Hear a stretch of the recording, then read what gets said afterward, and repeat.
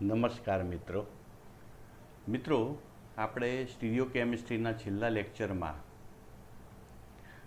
True stereo આઇસોમેરિઝમ વિશે ચર્ચા કરી હતી અને અ, જે સંયોજનમાં સબસ્ટ્રેટમાં ખાસ કરીને કે જેના ઉપર પ્રક્રિયા થાય છે એમાં જે હોમોટોપિક ઇનેન્શિયોટોપિક અને ડાયસ્ટીરિયોટોપિક પરમાણુ સમૂહ કે લિગાન્ડ કોને કહેવાય એના વિશે વાત કરી હતી।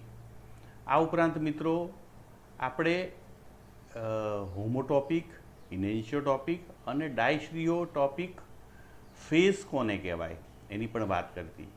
જ્યારે તમારું સંયોજન દ્વિબંધ ધરાવતું હોય તો એ યોગશીલ પ્રક્રિયા કરે છે અને આ યોગશીલ પ્રક્રિયા દરમિયાન કયા ફેઝ ઉપરથી પ્રક્રિયા એટેક કરે તો આપણને કઈ નીપજ મળશે અને કઈ નીપજ ફેવરેબલ હશે અને વધુ માત્રામાં મળતી હશે એનો અભ્યાસ સ્ટીરિયો કેમિસ્ટ્રીમાં કરવામાં આવે છે। મિત્રો આજે આપણે ક્રેમ્પ્સના રૂલ્સની વાત કરીશું અને પછી પ્રિલોગના નિયમની વાત કરીશું। મિત્રો ક્રેમનો નિયમ શું છે, ક્યારે વાપરવામાં આવે છે અને ક્રેમના નિયમની ઉપયોગિતા શું છે, ક્રેમના નિયમમાં શું શું ખામીઓ છે, આ બધા વિશે આપણે આજે ડિટેલમાં વાત કરીશું। મિત્રો તમારી સ્ક્રીન પર તમે જોઈ શકો છો તો ફોર્માલ્ડિહાઇડ છે। મિત્રો અહીંયા બંને એચ કેવા છે, સમતુલ્ય છે એટલે હોમોટોપિક છે। મિત્રો જ્યારે આપણે જાણીએ છીએ કે CO બંધ હોય કાર્બોનિલ સમૂહ એની CH3MgR ગ્રિગ્નાર્ડ પ્રક્રિયક સાથે પ્રક્રિયા કરવામાં આવે ડ્રાય ઇથરની હાજરીમાં તો અહીંયા આ ઉમેરાય છે, યોગશીલ પ્રક્રિયા થાય છે અને એ વખતે CH3 અને H એમ અહીંયા CH3 અને અહીંયા H ઉમેરાય છે અને આપણને આ પ્રકારે સંયોજન મળે છે। મિત્રો અહીંયા બે H હોમોટોપિક હોવાથી આ જે નીપજ મળે છે એના તમે જોઈ શકો છો કે એમાં અસમ કાર્બન નથી એટલે કે એ સંયોજન આ જે છે એ અકિરાલ છે અણુ, તો અહીંયા અકિરાલ અણુ મળે છે અને માત્ર એક જ નીપજ પ્રાપ્ત થાય છે। મિત્રો તો આનો અર્થ એવો થયો કે આ સંયોજનની જ્યારે પ્રક્રિયા કરવામાં આવે છે ત્યારે માત્ર એક જ નીપજ મળે છે 100%।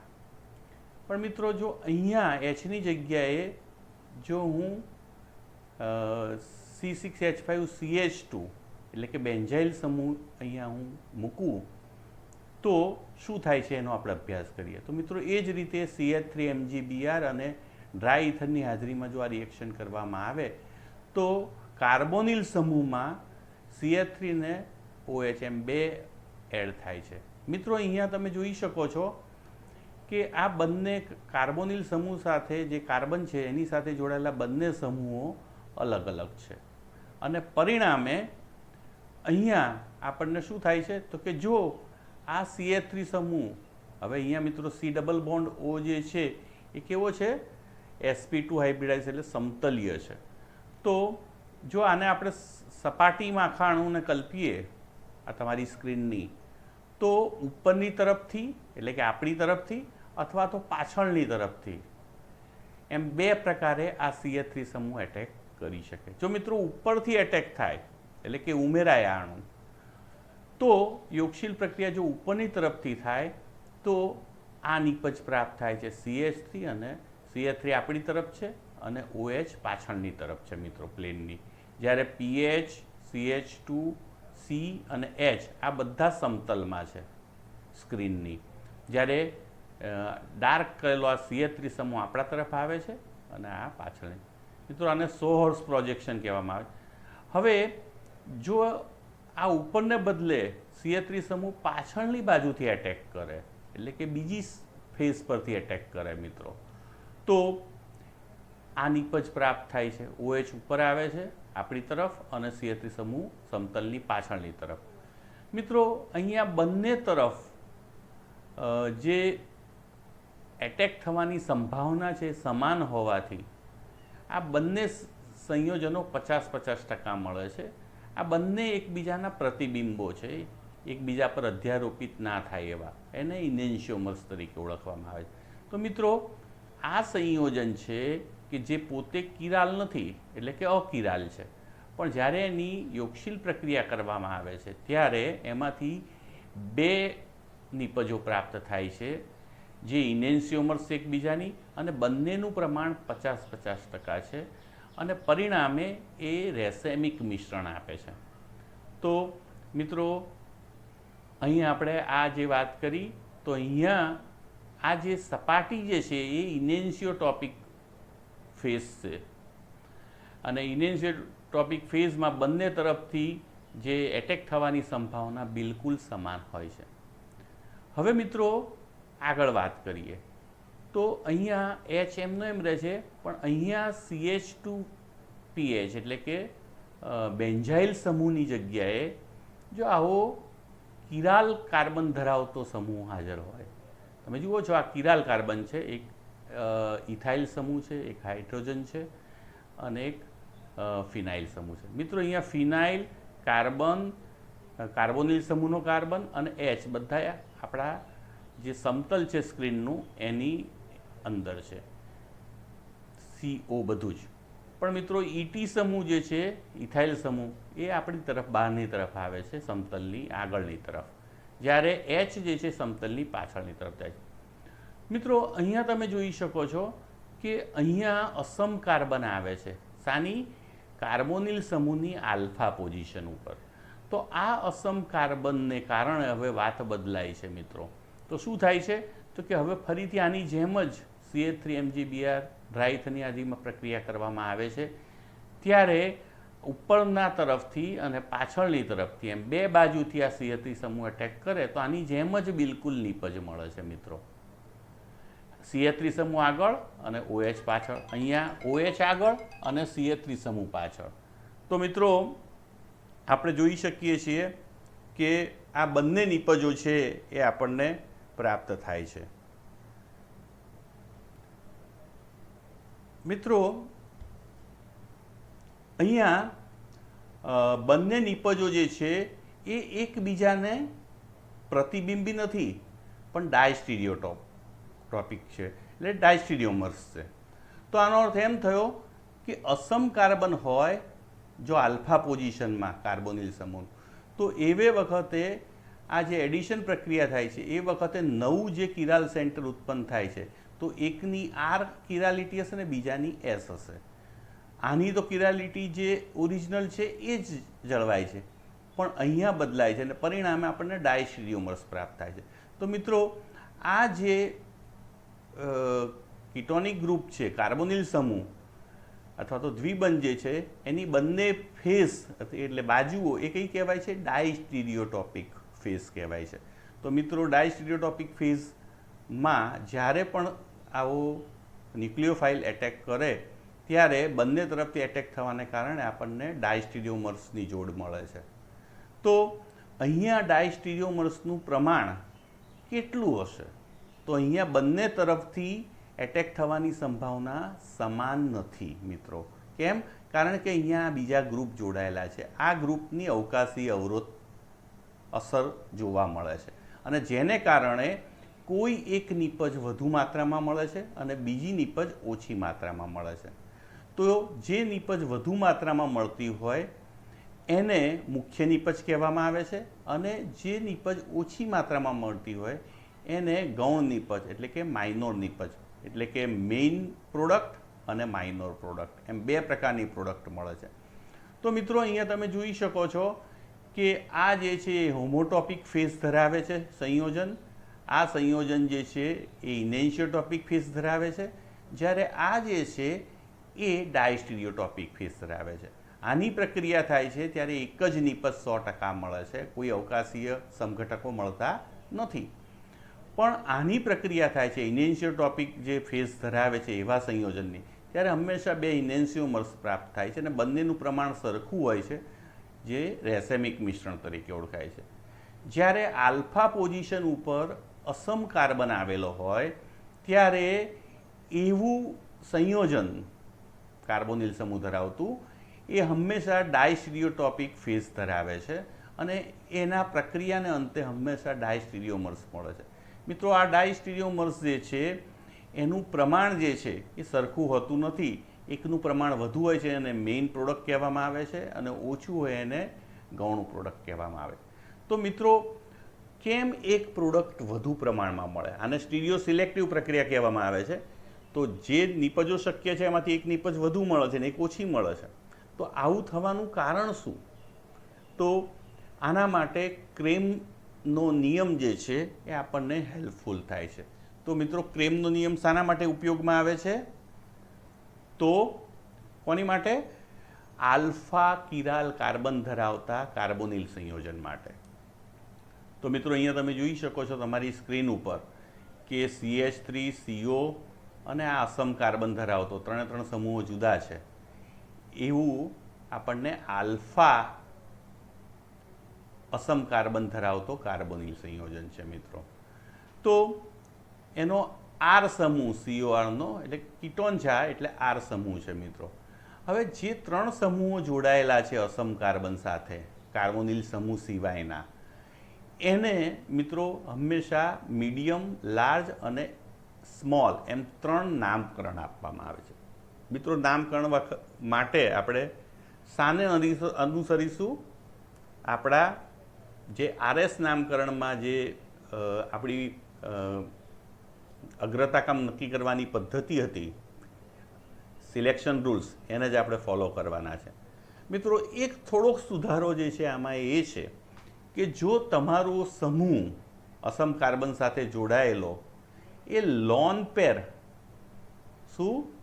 પેર ધરાવતો હોય, એટલે કે NH2 હોય, OH હોય, SH હોય કે હેલોજન હોય, તો એ વખતે, એટલે કે અસમ કાર્બન ધરાવતો હોય, તો એ વખતે એને હંમેશા પહેલો ક્રમ આપવાનો, અને બાકીના જે સમૂહો જે છે એને પછીના ક્રમ આપણે આપી શકીએ. તો માત્ર એક સુધારો વધારાનો છે કે જે અસમ કાર્બન સાથે કદાચ કોઈ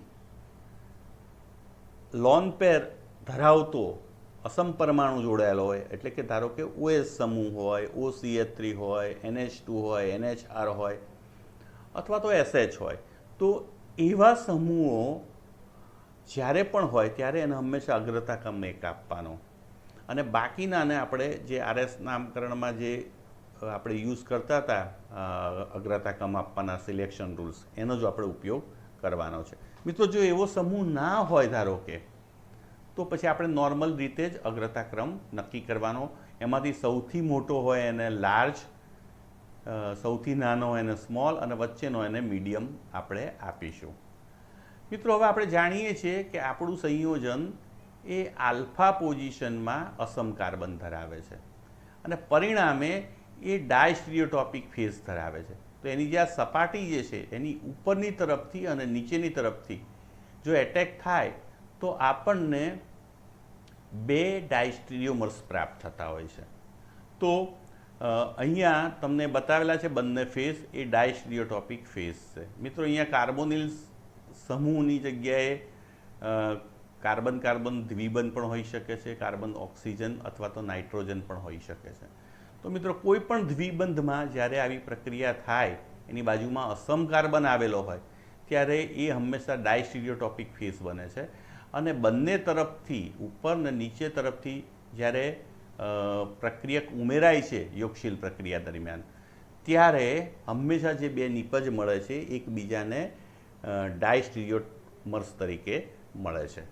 તો મિત્રો, હવે ક્રેમનો રૂલ્સ જે છે એનો શું મૂળભૂત છે, તો અહીંયા હું 2-3 બાબતોની ચર્ચા કરી લઉં.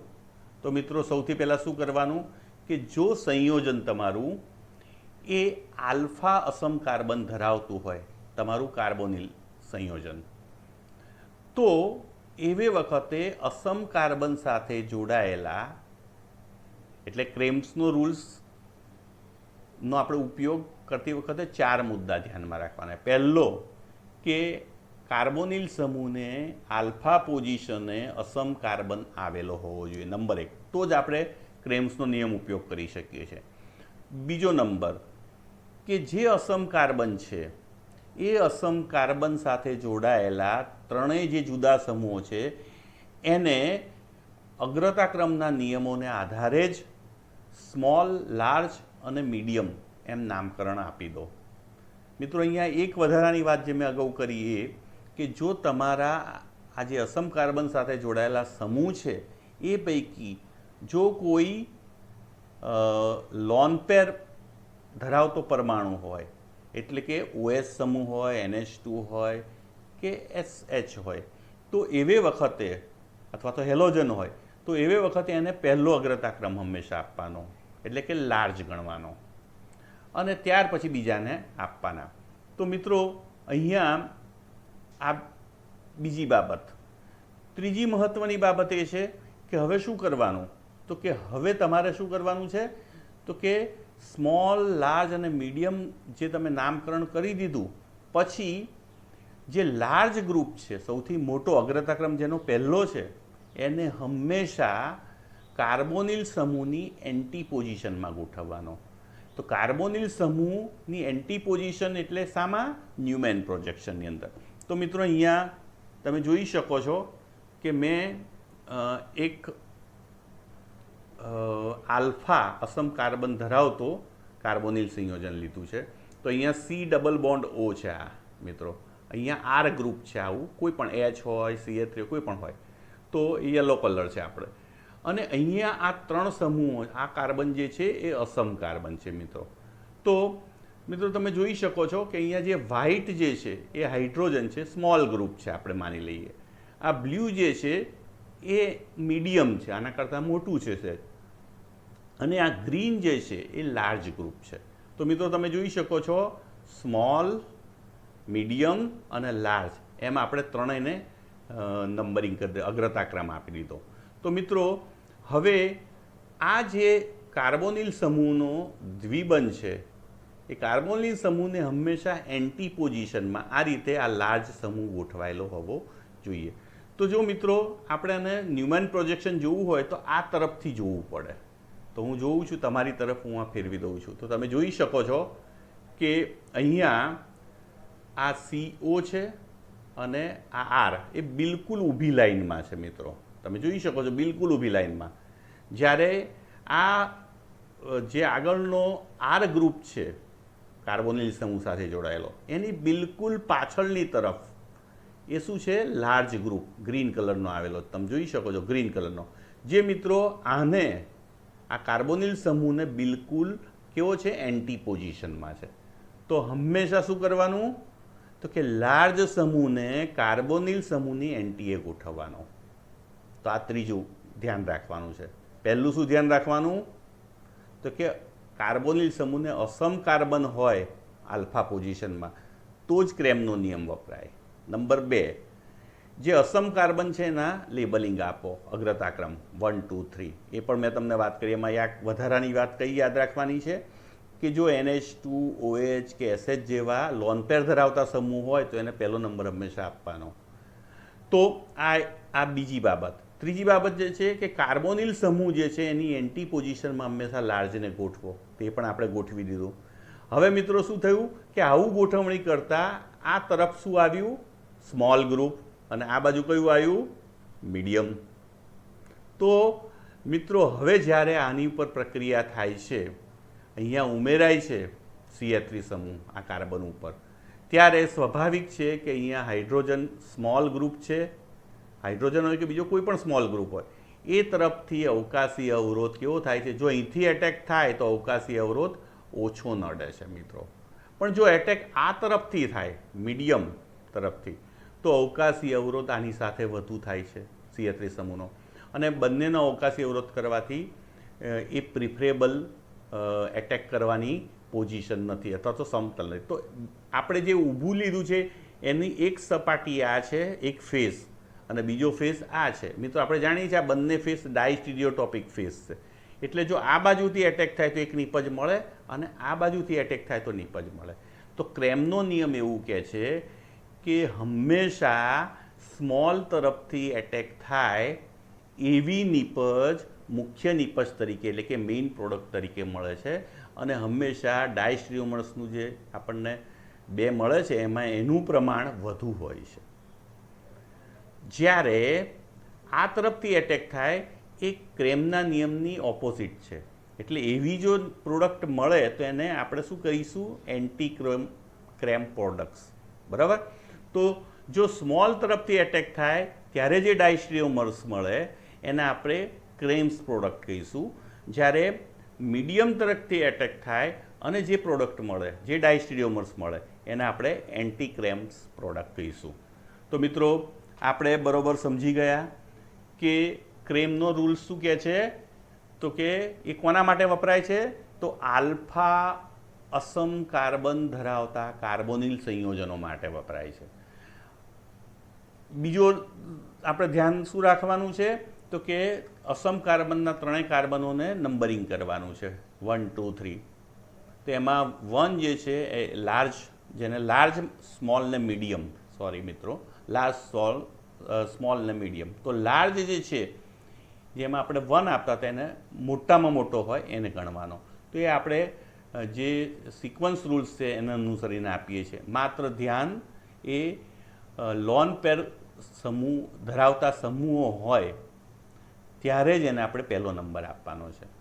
હવે મિત્રો, ત્રીજું જે છે કે હંમેશા કાર્બોનિલ સમૂહની એન્ટી પોઝિશનમાં હંમેશા લાર્જ ગ્રુપને ગોઠવો. એટલે મીડિયમ અને સ્મોલ એ બે આ રીતે આવશે, બે સપાટી તરફ.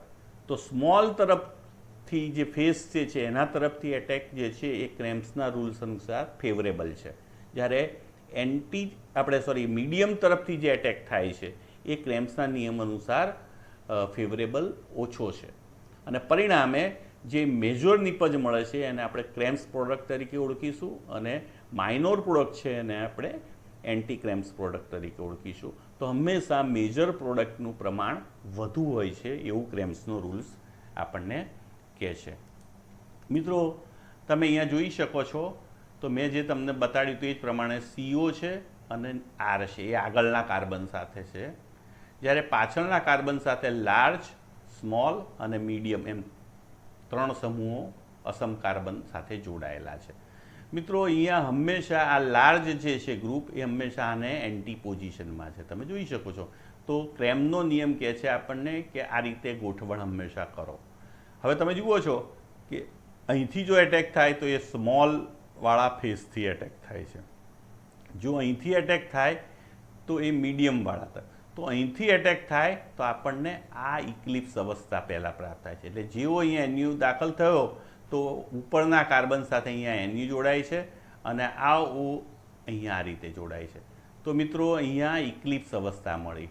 એ તો આપણે જાણીએ છીએ કે ઇક્લિપ્સ અવસ્થા એ સ્થાયી સ્વરૂપ નથી, એટલે તરત જ એનું રૂપાંતર સ્ટેગર્ડમાં થાય છે. અને આ O જે છે એ અહીંયા આટલું, આ ઉપરનો ભાગ જે છે આખું 60નું રોટેશન કરે છે અને આ રીતની નિપજ પ્રાપ્ત થાય છે. તો આને શું કહેવામાં આવે છે? ક્રેમ્સ પ્રોડક્ટ. કેમ? કારણ કે સ્મોલ તરફથી એટેક થયેલો છે મિત્રો. તો આ ફેવરેબલ પ્રોડક્ટ છે જેને ક્રેમ્સ પ્રોડક્ટ તરીકે ઓળખવામાં આવે છે. તો ક્રેમનો નિયમ કહે છે કે સ્મોલ ફેસ તરફથી, સ્મોલ ગ્રુપ છે એ ફેસ તરફથી જો એટેક થાય તો એ ફેવરેબલ નિપજ આપે છે ને એનું પ્રમાણ વધુ હોય છે. પણ મિત્રો, જો મીડિયમ તરફથી એટેક થાય ન્યુક્લિયોફાઇલનો, તો આ રીતે ન્યુક્લિયોફાઇલ અહીંયા એટેક થાય છે ને O અહીંયા જતો રહે છે, બાકીના બધા સમૂહો ત્યાંના ત્યાં છે, પણ આ ઇક્લિપ્સ પોઝિશન છે. ફરી પાછું એ શું થાય છે? ભ્રમણ કરે છે, એટલે અહીંયા આવે છે અને આ ગ્રુપ આ રીતનો સમૂહ મળે છે. એટલે આ રીતનું સંયોજન મળે છે. તો મિત્રો, આ જે સ્ટેગર્ડ અવસ્થા મળી, પણ આ જે છે ઓછી ફેવરેબલ છે અને એન્ટી ક્રેમ્સ પ્રોડક્ટ કહેવામાં આવે છે. તો મિત્રો, આ સંયોજન ઉપર ન્યુક્લિયોફાઇલનો S તરફથી એટલે સ્મોલ ગ્રુપ તરફથી અને મીડિયમ ગ્રુપ તરફથી એટેક થતાં અનુક્રમે આ બે નિપજ મળે છે. એમાં આનું પ્રમાણ વધુ હોય છે, એટલે એ મેજર પ્રોડક્ટ તરીકે આપણને પ્રાપ્ત થાય છે. તો મિત્રો, આલ્ફા કિરાલ કાર્બન ધરાવતા કાર્બોનિલ સંયોજનમાં યોગશીલ પ્રક્રિયા થાય છે ત્યારે કઈ નિપજ, જે ડાયસ્ટેરિયોમર્સ મળે છે બે, એમાંથી કઈ નિપજ મુખ્ય નિપજ તરીકે અથવા તો મેજર નિપજ તરીકે મળશે એ આપણે ક્રેમ્સના રૂલ્સના આધારે નક્કી કરી શકીએ. મિત્રો, બિલકુલ બીજું ઉદાહરણ છે. તમે જોઈ શકો છો કે પાછળના કાર્બન સાથે અસમ કાર્બન સાથે ફિનાઇલ સમૂહ, મિથાઇલ સમૂહ અને H જોડાયેલા છે. એટલે ફિનાઇલને આપણે એક નંબર આપીશું, એટલે લાર્જ છે, આ મીડિયમ છે, આ સ્મોલ છે. તો લાર્જ હંમેશા કાર્બોનિલ સમૂહની ઓપોઝિટ ગોઠવવાનો. હવે મિત્રો આ બે સમૂહ જે બે બાજુ રહે છે, જે આ કાર્બોનિલ સમૂહની કઈ પોઝિશન કહેવાય? આ બંને 60નો ડાયહેડ્રલ કોણ છે, એટલે આ પોઝિશન કઈ કહેવાય? Gauss position. તો ગોસ પોઝિશનમાં એક બાજુ સ્મોલ છે અને બીજી બાજુ મીડિયમ છે. તો મિત્રો આ જે પ્રક્રિયક જે છે એ હંમેશા સ્મોલ બાજુથી ઉમેરાય ક્રેમ્સના નિયમ મુજબ, તો અવકાશી અવરોધ ઓછો થાય છે. જો આ જ પ્રક્રિયક આ તરફથી આવે તો આની સાથે અવકાશી અવરોધ થાય અને પરિણામે આ તરફથી ઉમેરાય એવી નિપજ કઈ? આ છે. તો મિત્રો આ તરફથી ઉમેરાય તો આ આપણને ઇરિથ્રો સમઘટક મળે છે, જે મુખ્ય નિપજ છે, એને ક્રેમ્સ પ્રોડક્ટ પણ આપણે કહી શકીએ. મિત્રો જો આ તરફથી એટેક થાય તો આપણને આ થ્રીઓ સમઘટક મળે છે, તો જે કેવી છે? એન્ટી ક્રેમ પ્રોડક્ટ, એ માઇનર પ્રોડક્ટ તરીકે મળે છે આપણને. તો આ બંને જે નિપજો મળી એ કેવી છે? ડાયસ્ટ્રિયોમર્સ છે એકબીજાને. તો એમાંથી મુખ્ય નિપજ આ મળે છે, જે કેમ્સના નિયમથી આપણે સમજાવી શકીએ. તો મિત્રો કઈ નિપજ વધુ મળશે ડાયસ્ટ્રિયોમર્સમાંથી, એને સમજાવવામાં ક્રેમ્સનો નિયમ ઉપયોગમાં આવે છે. મિત્રો બીજું એક ઉદાહરણ છે, આમાં આલ્ડીહાઇડ છે, એટલે કે કાર્બોનિલ સમૂહ છે. અહીંયા એના આલ્ફા પોઝિશન ઉપર 3 જુદા જુદા સમૂહ ધરાવતો આપણને અસમ કાર્બન જોવા મળે છે. એટલે આ સંયોજનમાં કાર્બોનિલ સમૂહની આલ્ફા પોઝિશનમાં અસમ કાર્બન હોવાથી આપણને ક્રેમ્સનો રૂલ્સ આપણે લાગુ પાડી શકીએ છીએ. મિત્રો આ અસમ કાર્બન છે એની કિરાલિટી R છે, એટલે એ તો ઓલરેડી નક્કી જ છે. હવે જે આ કાર્બોનિલ સમૂહ ઉપર પ્રક્રિયા થાય છે એને કારણે CH3MgI જે ગ્રિગ્નાર્ડ પ્રક્રિયકની, એને કારણે જે નવું સેન્ટર ઉદ્ભવે છે એ કાં તો S હશે કાં તો R હશે. જો S હોય તો RS સમઘટક મળે છે અને R હોય તો RR. તો RS અને RR એમ બે વિન્યાસ ધરાવતા આપણને ડાયસ્ટિરિયોમર્સ મળે છે. આને ઇરિથ્રો કહેવાય છે અને આને થ્રીઓ કહેવાય છે. તો મિત્રો ઇરિથ્રોનું પ્રમાણ 67% જેટલું ઊંચું હોય છે, એટલે કે મેજર નિપજ તરીકે મળે છે, જ્યારે થ્રીઓ જે છે એ માઇનર નિપજ તરીકે મળે છે. તો આ કેમ વધુ મળે છે? જો આપણે સમજવું હોય તો આને આપણે ક્રેમ્સના રૂલ્સ મુજબ ગોઠવી દઈએ મિત્રો. તો 3 સમૂહોને પહેલું આપણે નામકરણ, જો અહીંયા અસમ કાર્બન છે એટલે ક્રેમ્સનો રૂલ્સ લાગુ પડે. આને આપણે શું આપીશું? લાર્જ ફિનાઇલ સમૂહને, આને મીડિયમ અને આને સ્મોલ. તો મિત્રો આપણે ગોઠવી દઈએ. હંમેશા લાર્જ સમૂહ જે છે એ કાર્બોનિલ સમૂહને કેવો રહેવો જોઈએ? એન્ટી પોઝિશનમાં. તો એન્ટી પોઝિશનમાં આ આર સમૂહ છે, અહીંયા આર તરીકે હાઇડ્રોજન છે મિત્રો. તો અહીંયા સ્મોલ અને મીડિયમ આપણે અગાઉ વાત કરીએ તો સ્મોલ તરફથી એટેક થાય તો આપણને આ નિપજ પ્રાપ્ત થાય મિત્રો. તો આ આપણે સૈદ્ધાંતિક વાત કરી, પણ મિત્રો હવે આપણે એ પ્રમાણે ગ્રુપ મૂકી દઈએ. તો ગ્રુપ મૂકીએ છીએ તો શું થાય છે? H જે છે આ આલ્ડીહાઇડનો H છે, CO, અને પાછળની તરફ આ સ્મોલ, મીડિયમ અને લાર્જ સમૂહ જે છે એ આપણે બિલકુલ એન્ટી પેરેલલ પોઝિશનમાં, જેને એન્ટી પોઝિશન કહેવામાં આવે છે, એમાં આપણે મૂકી દીધો. હવે આ જે કાર્બોનિલ સમૂહ છે એની બંને બાજુઓ જે ડાયસ્ટીરિયોટોપિક ફેઝ તરીકે ઓળખાય છે, એમાં સ્મોલ તરફથી હંમેશા એટેક થાય તો એ નિપજ ફેવરેબલ બને છે, કારણ કે અવકાશી અવરોધ ઓછો હોય છે. તો મિત્રો અહીંયા આ ઇરિથ્રો નિપજ જે છે એ કેવી છે? ફેવરેબલ છે અવકાશીય રીતે. કેમ? કારણ કે અવકાશી અવરોધ ઓછો છે એ ફેઝ તરફથી. તો ક્રેમ્સનો રૂલ્સ જે છે એ આલ્ફા અસમ કાર્બોનિલ સંયોજનોમાં જે યોગશીલ પ્રક્રિયા થાય છે એને સમજાવવામાં, એનાથી મળતી નિપજોને સમજાવવામાં, અને કઈ નિપજ વધુ મળે છે, મેજર અને માઇનર, એને સમજાવવામાં બહુ જ અગત્યનો છે મિત્રો. આ નિયમમાં ત્યારબાદ ફાલ્કિન આહ નામના વૈજ્ઞાનિકે થોડાક સુધારા સૂચવ્યા અને એણે જે ક્રેમનો નિયમ છે એમાં રહેલી થોડી ખામીઓને દૂર કરવા પ્રયત્ન કર્યો. અને ફેલ્કિન આહ નામના વૈજ્ઞાનિકે એક નવી પોઝિશન ગોઠવી કે જેમાં આર ગ્રુપ જે કાર્બોનિલ સમૂહ સાથે જોડાયેલું છે એ અને લાર્જ ગ્રુપ કે જે બંને ઇક્લિપ્સ પોઝિશનમાં છે. આપણે જે ક્રેમ્સની ગોઠવણી કરીએ છીએ એમાં કાર્બોનિલ સમૂહની બિલકુલ, મિત્રો તમે અહીંયા મોડેલમાં જોઈ શકો છો કે અહીંયા કાર્બોનિલ સમૂહની ઓપોઝિટમાં આપણે લાર્જ ગ્રુપ મૂક્યું છે.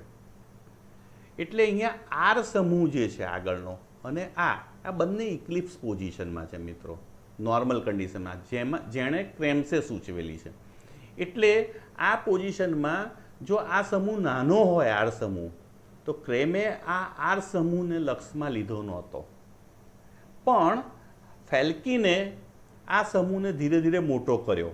એટલે પહેલાં મિથાઇલની જગ્યાએ ઇથાઇલ કર્યું, એની જગ્યાએ આઇસોપ્રોપાઇલ કર્યું, આઇસોબ્યુટાઇલ કર્યું. તો જેમ સમૂહ બલકી થતો ગયો, આ કયો આર સમૂહ, એમ આની સાથેનો અવકાશીય લાર્જ ગ્રુપ સાથેનો ઇક્લિપ્સ પોઝિશનમાં હોવાથી અવકાશીય અવરોધ વધે છે, જેને ક્રેમે ગણતરીમાં લીધો નહોતો. તો આ જે અવકાશીય અવરોધ જે છે એ ઓછામાં ઓછો થાય અને આપણે મેઇન પ્રોડક્ટને સમજાવી પણ શકીએ એવું ફેલ્કિન આ મોડલ જે છે એ હાલ ક્રેમ્સ રૂલ્સની સરખામણીએ વધુ ઉપયોગી બન્યું છે. મિત્રો તમારી સ્ક્રીન પર તમે જોઈ શકો છો કે અહીંયા શું થાય છે, હું તમને મોડેલમાં પણ સમજાવું છું કે આર ગ્રુપ અને આ લાર્જ ગ્રુપ મેં તમને વાત કરી, આ બંને વચ્ચેનો જે અવકાશીય અવરોધ દૂર થાય એના માટે શું થયું, તો કે આણે નવી થિયરી આપી. એણે શું કીધું કે કાર્બોનિલ સમૂહને બિલકુલ એન્ટી પેરેલલ નથી ગોઠવાતો, પણ એને પરપેન્ડિક્યુલર એટલે કે એને લંબરૂપ ગોઠવાય છે. એટલે મિત્રો આ રીતે ગોઠવાય છે. તો આ જે આલ્કિલ આપણે જે કાર્બોનિલ સમૂહ જે છે એ કાર્બોનિલ સમૂહને આ લાર્જ જે છે એ બિલકુલ લંબરૂપ રહે છે, 90 એંગલ, એટલે કે ડાયહેડ્રલ કોણ બંને વચ્ચે કેવો છે, 90નો છે. અને પછી જો એવું ગોઠવી દઈએ આપણે તો આ જે ઊભી સપાટી જે છે ફેસ, એની એક તરફ મીડિયમ અને સ્મોલ સમૂહ આવે છે, મીડિયમ અને સ્મોલ, જ્યારે ફેઝની બીજી તરફ લાર્જ સમૂહ છે. તો લાર્જ સમૂહ તરફથી કોઈ દિવસ જે પ્રક્રિયક જે છે ન્યુક્લિયોફાઇલ એ ઉમેરાતો નથી, તો હંમેશા આ તરફથી જ ઉમેરાય છે. તો આ તરફથી પણ અહીંથી ઉમેરાશે, એટલે કે સ્મોલ તરફથી અથવા તો મીડિયમ તરફથી, એમ બે રીતે ઉમેરાઈ શકે. મિત્રો એવું જરૂરી નથી કે આ સમૂહ જે છે એ જે એન્ટી પોઝિશનમાં ક્રેમમાં હતો એ આ તરફ જ જાય, એના બદલે એ આમ પણ જઈ શકે. તો મિત્રો આ બાજુનો 90 એંગલ હોય અથવા તો આ તરફ હોય, બંને તરફ કોઈ પણ રીતે. તો અહીંયા તમારી સ્ક્રીન ઉપર તમે જોઈ શકો છો કે આ જે ઊભી રચના જે છે બિલકુલ ક્રેમ જેવી જ છે, પણ આ એલ ગ્રુપ અહીંયા હતો કે જે આર સાથે અવકાશી અવરોધ કરતો હતો ઇક્લિપ્સ પોઝિશનને. એટલે ફેલ્કિન આએ એક નવું મોડેલ આપ્યું કે જેમાં આ જે પેરેલલ લાઇન છે કાર્બોનિલ સમૂહને આરવાળી, એને બિલકુલ લંબ પોઝિશનમાં આ એલ ગોઠવાય છે કે જેથી ઓક્સિજન અને આ બલ્કી આર ગ્રુપ બંનેથી આ મહત્તમ અવકાશમાં દૂર રહે, જેને કારણે અવકાશી અવરોધ ઓછામાં ઓછો થાય. એટલે મિત્રો આ જે હવે સપાટી થઈ એની એક તરફ જે છે ડાયસ્ટીરિયોટોપિક પ્રોટોનની સપાટી ફેસ અને બીજી તરફ આ છે. તો અહીંયા લાર્જ ગ્રુપ હોવાથી આ તરફથી એટેક થતો નથી, એટલે કાં તો મીડિયમ તરફથી, એટલે બંને એટેક આ બાજુ પોસિબલ છે, એક મીડિયમ તરફથી અથવા તો સ્મોલ તરફથી. તો મિત્રો અહીંયા તમે જોઈ શકો છો કે એલ ગ્રુપ માત્ર આ રીતે જ 90 ડાયહેડ્રલ કોણથી જોડાય એવું નથી, આ તરફ પણ હોઈ શકે. તો બંને રીતે એમ બે એકબીજામાં ઇન્ટરકન્વર્જન હોય એવી બે રચનાઓ છે. કારણ કે આપણે જાણીએ છીએ કે કાર્બોનિલ કાર્બન અને અસમ કાર્બન વચ્ચે સિંગલ બંધ છે, એ મુક્ત ભ્રમણ શક્ય છે. મિત્રો હવે મેં તમને વાત કરી, અહીંયા ઊભાને બદલે આડું બતાવ્યું છે. તો આ કાર્બોનિલ સમૂહને આરવાળું જે આખી જે લાઈન છે એને બિલકુલ લંબરૂપ આ લાર્જ ગ્રુપ હોય છે. એટલે મિત્રો અહીંથી સ્મોલ તરફથી અથવા તો મીડિયમ તરફથી બે બાજુથી એટેક થઈ શકે. તો જે ફેલ્કિન આનું મોડલ છે એમાં પણ 2 એટેક છે. એમાંથી એસ તરફ એટલે કે સ્મોલ તરફથી એટેક જે થાય છે ન્યુક્લિયોફાઇલનો એ વધુ ફેવરેબલ પોઝિશન છે, અથવા તો એને કારણે મળતી જે નિપજ જે છે એ વધુ ફેવરેબલ નિપજ છે અને એનું પ્રમાણ વધુ હોય છે, એ મેજર નિપજ તરીકે મળે છે. તો મિત્રો આ ફેલ્કિન આનું મોડલ છે. હવે એની કમ્પેરિઝન તમે કરો છો ક્રેમ મોડલ સાથે, તો ક્રેમ મોડલમાં બિલકુલ સીધું છે અને આર ને એલ બંને ઇક્લિપ્સ પોઝિશનમાં છે અને એસ તરફથી એટેક થાય એ ફેવરેબલ છે, એટલે આ તરફથી એટેક થાય છે. તો મિત્રો બંનેમાં નિપજ તો એક જ મળે છે, પણ જે અહીંયા અવકાશી અવરોધ જે છે આર સાથેનો એ ક્રેમ મોડલ સમજાવતું નહોતું. કોનો? લાર્જ ગ્રુપનો જે કાર્બોનિલ સમૂહના આર સાથે જોડાયેલો જે છે એનો અવકાશી અવરોધને આ સમજાવી શકતું નહોતું જ્યારે આ સમજાવ્યું. બીજું કે અહીંયા સ્મોલ તરફથી અથવા મીડિયમ તરફથી એટેક થાય છે ત્યારે પ્રથમ ઇક્લિપ્સ અવસ્થા મળે છે અને પછી આપણને સ્ટેગર્ડ અવસ્થા મળે છે, જ્યારે અહીં એવો પ્રશ્ન બહુ રહેતો નથી. તો આમ ક્રેમનું જે મોડેલ છે એમાં ફેલ્કિન આને એક સુધારો સૂચવ્યો. તો મિત્રો અહીંયા તમે જોઈ શકો છો, તો આ ક્રેમનું સ્મોલ તરફથી આ એમઈ અને એચ, એટલે કે આ સ્મોલ છે, આ મીડિયમ છે અને આ લાર્જ છે. લાર્જ હંમેશા કાર્બોનિલ સમૂહની લાઇનની લંબરૂપ ગોઠવાય છે, એટલે એચ તરફથી જે એટેક થાય છે એ ફેવરેબલ છે, ફેવર્ડ છે, જ્યારે એમઈ તરફથી એટલે કે મીડિયમ તરફથી આ બંને વચ્ચે ન્યુક્લિયોફાઇલ અને મીડિયમ વચ્ચે અવકાશી અવરોધ થાય છે, તો આ ડિસફેવર્ડ જેને કહેવાય એટેક છે. અને પરિણામે આનું પ્રમાણ ઓછું હોય છે આના દ્વારા મળતી નિપજનું, જ્યારે આના દ્વારા મળતી નિપજનું પ્રમાણ વધુ હોય છે, એટલે કે મુખ્ય નિપજ તરીકે મળે છે. મિત્રો અત્યારે જે આપણે વાત કરી એ ક્રેમ્સના નિયમની વાત કરી અને એમાં ફેલ્કિન્સ દ્વારા જે સુધારો સૂચવાયો, ક્રેમ્સના નિયમની જે મર્યાદા હતી એને પણ આપણે સમજવા પ્રયત્ન કર્યો. મિત્રો હવે પ્રિરોગ રૂલ્સ વિશે વાત કરીએ. મિત્રો જ્યારે કોઈ સંયોજન હોય કીટોનિક એસિડ એની અસમ કાર્બન સાથે પ્રક્રિયા કરીએ ત્યારે હંમેશા આલ્ફા કીટો એસ્ટર મળે છે. આલ્ફા કીટો એસ્ટરમાં શું હોય છે? તો કે R CO CO 2 CO group carbonyl સમૂહ હોય છે અને પછી એટલે એક કાર્બોનિલ સમૂહ જે છે એ કીટોન હોય છે અને બીજું જે છે COO એટલે કે એસ્ટર હોય છે. એટલે R1 પછી કીટોનિક કાર્બોનિલ સમૂહ અને પછી એસ્ટરનો COO અને પછી અસમ કાર્બન હોય છે. તો અહીંયા કાર્બોનિલ સમૂહની આલ્ફા અને બીટા પોઝિશને આ અસમ કાર્બન છે. તો જ્યારે અસમ કાર્બન, તો એના પણ આ 3 સમૂહ હોય છે, તો R1 R2 R3 R4. તો મિત્રો જ્યારે આવું હોય ત્યારે આ પ્રિલોગનો નિયમ વાપરવામાં આવે છે. આમ જોવા જઈએ તો પ્રિલોગનો નિયમ જે છે એ ક્રેમ્સ રૂલનું એક પ્રકારનું એક્સટેન્શન છે. તો એમાં શું થાય છે? તો મિત્રો અહીંયા જે છે CO એટલે આ જે છે કીટોનિક ગ્રુપ જે છે અને આ એસ્ટર છે COO, અને એસ્ટરના O સાથે આ અસમ કાર્બન જોડાયેલો છે. તો મિત્રો બિલકુલ ક્રેમના નિયમની જેમ જ સ્મોલ, મીડિયમ અને લાર્જ 3 આને નામકરણ કરવાનું છે, બિલકુલ એની જેમ જ. હવે આપણે પ્રક્રિયા જે અહીંયા થાય છે મિત્રો, તો પ્રક્રિયા અહીંયા થાય છે ત્યારે આને ગોઠવણી કેવી રીતે થાય છે? તો મિત્રો હંમેશા 2 કાર્બોનિલ સમૂહ જે છે, જે કીટોનનો કાર્બોનિલ સમૂહ અને એસ્ટરનો કાર્બન, એ હંમેશા એન્ટી પેરેલલ આ રીતે ગોઠવાય છે.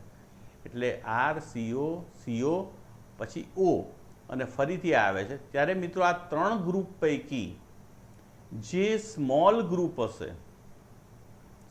હશે એ આ કાર્બોનિલ સમૂહને ઇક્લિપ્સ અવસ્થામાં ગોઠવાશે. તો મિત્રો આ પ્રક્રિયા કેવી રીતે થશે? અને આ પ્રક્રિયા થાય ત્યારે નિપજ જે 2 મળે છે, કારણ કે આ જે સમતલ જે છે પણ ડાયસ્ટીરિયોટોપિક, એક અસમ કાર્બન ઓલરેડી છે અને હવે જે પ્રક્રિયા થવાની છે આની સાથે યોગશીલ પ્રક્રિયા, એને કારણે બીજું અસમ કાર્બન ઉત્પન્ન થવાનું છે.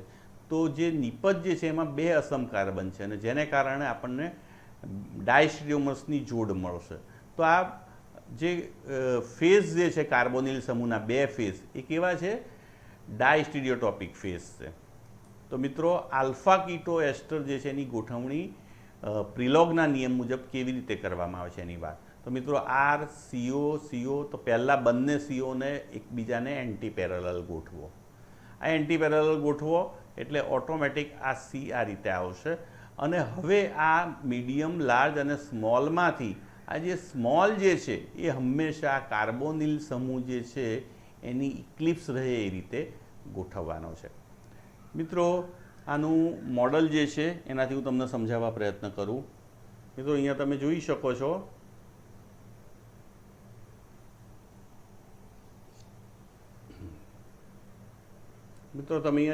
છો કે આ આર છે, બિલકુલ તમારી જે સ્ક્રીન પર આપેલું છે એવું જ છે. આર, પછી સીઓ.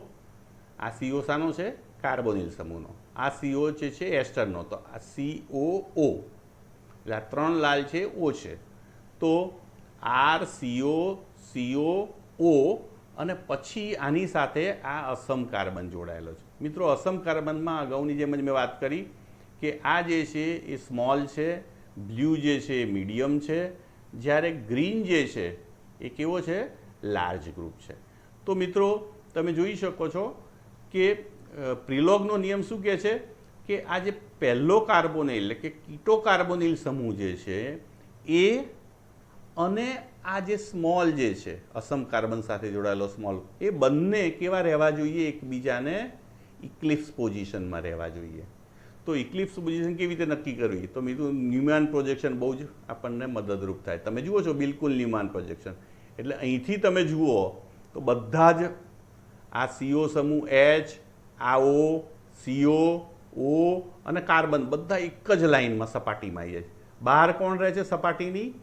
તો કે આ બાજુ લાર્જ ગ્રુપ છે, જ્યારે આ બાજુ તમે જોઈ શકો છો મિત્રો આ સપાટીની આ બાજુ જે છે એ અહીંયા કયું છે? Medium group. તો મિત્રો અહીંયા વાત એ કરી છે આપણે કે આ ઓક્સિજન કીટોનિક ગ્રુપનો અને એ પાછળનો હાઇડ્રોજન આ બંને ઇક્લિપ્સ પોઝિશનમાં એટલે બિલકુલ આગળ પાછળ હોવા જોઈએ. જો એવું ગોઠવીએ તો લાર્જ ગ્રુપ આ તરફ અને મીડિયમ ગ્રુપ આ તરફ આવે છે. એટલે બિલકુલ ઊભી સપાટી જો આપણે પસંદ કરીએ તો એક તરફ લાર્જ અને એક તરફ શું આવે છે? મીડિયમ. તો મિત્રો લાર્જ અને મીડિયમમાંથી અવકાશી અવરોધ કોનો ઓછો? મીડિયમનો. અને પરિણામે મીડિયમ તરફથી એટેક થાય એ પ્રક્રિયા હંમેશા ફેવરેબલ બને. અને જો લાર્જ તરફથી પ્રક્રિયા થાય તો એ ઓછી ફેવર્ડ બને છે. અને પરિણામે અહીંયા પ્રિલોગના નિયમમાં શું કરીએ છીએ આપણે? તો આલ્ફા કીટો એસ્ટરને પ્રિલોગનો નિયમ લાગુ પડે છે. આલ્ફા કીટો એસ્ટરમાં જે કીટોનિક ગ્રુપ જે છે તો આપણે કરવાનું શું છે? તો કે કીટોનિક ગ્રુપને અને અસમ કાર્બનના સ્મોલને એકબીજાની ઇક્લિપ્સ રહે એ રીતે ગોઠવવાના છે. આવી ગોઠવણ કરવાથી જે સપાટી થાય છે કાર્બોનિલ સમૂહની, જેને આપણે ડાયસ્ટીરિયોટોપિક ફેઝ કહીએ છીએ, એ ડાયસ્ટીરિયોટોપિક ફેઝની એક તરફ લાર્જ ગ્રુપ રહે છે અને બીજી તરફ મીડિયમ ગ્રુપ રહે છે. તો હંમેશા પ્રિલોગનો નિયમ એમ કહે છે કે કાર્બોનિલ કીટોનિક જે સમૂહ છે કાર્બોનિલ એમાં યોગશીલ પ્રક્રિયા દરમિયાન હંમેશા ઉમેરણ જે થાય છે કયા ફેઝમાંથી થાય છે? જે બાજુ મીડિયમ છે એ તરફથી થાય છે. એ વધુ ફેવર્ડ પોઝિશન છે. તો મિત્રો અહીંયા તમે તમારી સ્ક્રીન પર જોઈ શકો છો કે આ પ્રક્રિયાને અંતે આપણને જે ઉમેરાયો અને જે નિપજ મળે છે, અહીંયા પણ તમે જુઓ છો બંને પોઝિશનમાં એક આ નિપજ મળે છે અને બીજી આપણને આ મળે છે. તો આ બંને નિપજમાંથી જે બેક સાઈડ છે અને એક ફ્રન્ટ સાઈડ છે, તો આપણે જોઈએ છીએ અહીંયા કે F અને CH3 બે છે. તો જે બેક સાઈડ F છે, CH3 આગળની તરફ છે. તો બેક સાઈડથી એટેક થાય છે ત્યારે મેજર નિપજ માઇનર નિપજ મળે છે કે જેમાં ફ્લોરિન મોટો છે, અને આગળની તરફથી એટેક થાય જ્યાં CH3 નાનો ગ્રુપ છે મીડિયમ, તો એ વખતે આપણને આ મેજર નિપજ મળે છે. તો મિત્રો અહીંયા આપણે સ્ટીરિયો કેમિસ્ટ્રીની અંદર આજે ક્રેમ્સ રૂલ્સ વિશે વાત કરી કે જે આલ્ફા અસમ કાર્બન ધરાવતા કીટોનિક સંયોજનોની યોગશીલ પ્રક્રિયા માટે વપરાય છે. એમાં મળતા જે ડાયસ્ટીરિયોમર્સ છે એમાંથી કયાનું પ્રમાણ વધુ મળશે તો એ સમજાવતો ક્રેમ્પ્સનો નિયમ જોયો. એમાં સુધારા ફ્રેન્કલિન્સ મોડેલ દ્વારા કરવામાં આવ્યા અને ત્યારબાદ એનું એક્સટેન્શન કે જે આલ્ફા કીટો એસ્ટર સંયોજનમાં વાપરવામાં આવે છે, જે પ્રિલોગના નિયમ તરીકે ઓળખાય છે, એમાં પણ આપણે કેવી રીતે ગોઠવણ કરવામાં આવે છે અને એટેક કઈ બાજુથી થાય છે અને કઈ નિપજ એ મુખ્ય નિપજ એટલે કે મેજર નિપજ તરીકે મળે છે એનો આપણે અભ્યાસ કર્યો. તો મિત્રો સ્ટીરિયો કેમિસ્ટ્રી એ ખરેખર રસપ્રદ વિષય છે અને હાલના સંજોગોમાં રિસર્ચમાં આ જે તમારા નોલેજનો ઉપયોગ એ સૌથી વધુ થઈ શકે એમ છે. તો આ બહુ જ અગત્યના વિષયને તમે વધુમાં વધુ સમજવા પ્રયત્ન કરશો. ફરી મળીશું નવા ટૉપિક, નવા ચેપ્ટર સાથે. આભાર. નમસ્કાર.